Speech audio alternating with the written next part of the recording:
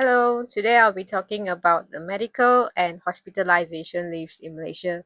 So these are based on the Employment Act 1955.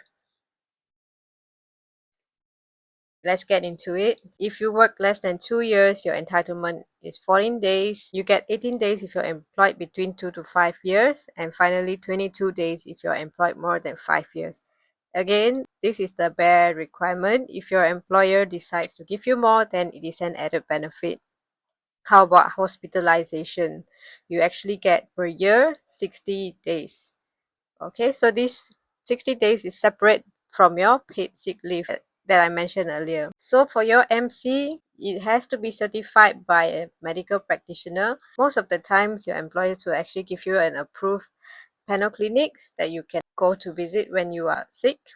However, they do have exceptions. Let's say it's an emergency.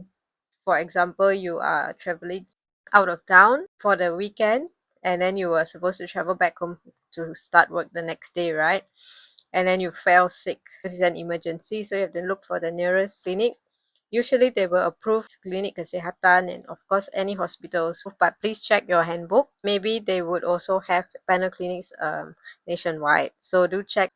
Now they also accept dental MCs, so you do have to check employers who are the list of their dentists that are approved. Okay, if it's certified by a dental surgeon, they'll probably approve your medical leave. But please always do not abuse your medical leave. It is there for you to take when you are sick. You need to inform your employer within 48 hours if you are on sick leave.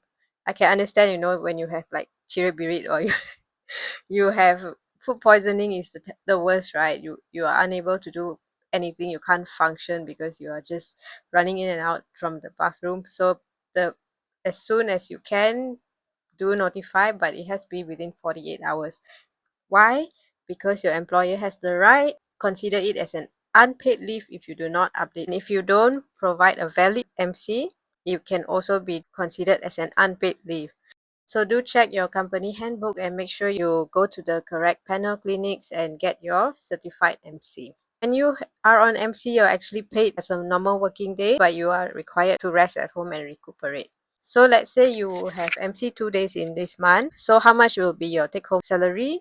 It will be the same. There's no deduction or anything because it's a paid day. There are cases where people actually abuse medical leaves and pay the doctors to actually buy the MC. So these are things that are not advisable. Obviously, it's against the law and against your company policy for sure. So please do not do that. We are required to make sure that your MC is actually valid. Of course, if it's from the panel clinic, it makes things easier and less hassle in that sense. So please make sure you do not abuse that. Okay, question. Do you think employers should actually approve mental health days or should they start implementing if they haven't? What do you think? Okay, let's go to hospitalization. So let's say you had an accident and then you had to be hospitalized for 10 days and you broke your ankle. So does that mean you have to go back to work after 10 days of hospitalization? Can you imagine? So basically, what it will happen is that you're actually required to have bed rest until you recuperate maybe a couple of weeks before you can go back to work. Therefore, those are actually called deemed hospitalized. So you need to get your doctor to write for you the hospitalization days, and then probably they will have to write a note to say that you are deemed hospitalized from this date to this date. So at least the employer is aware what is going on and things like that. Okay, I have another scenario. I had an employee who had to go for surgery and it was at the end of the year. And she managed to utilize her 14 days MC because she was sick at home.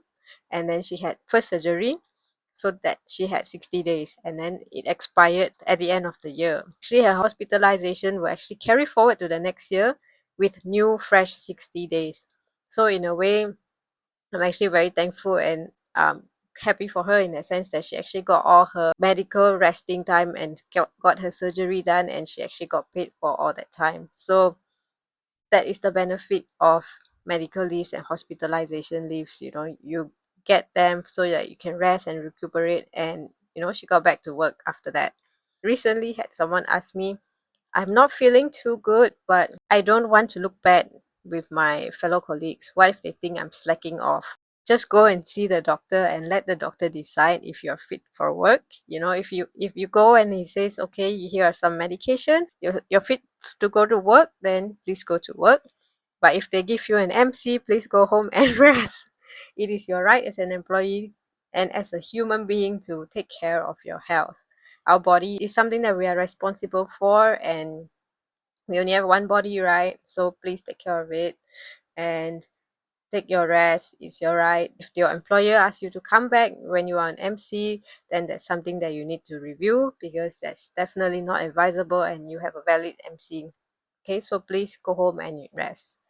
So this is a short discussion about MC. If any questions about it, please come and drop a comment so that I can review it and share my thoughts on this.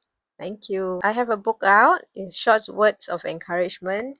If you'd like to have a look at it, you can drop me a message or you can check it in my link. These are really short. You see, you can read it once a day just to start your day. Maybe something that you can think about, give you a different perspective on things and such. So if you'd like to get one, let me know. Okay, that's all. Have a great day.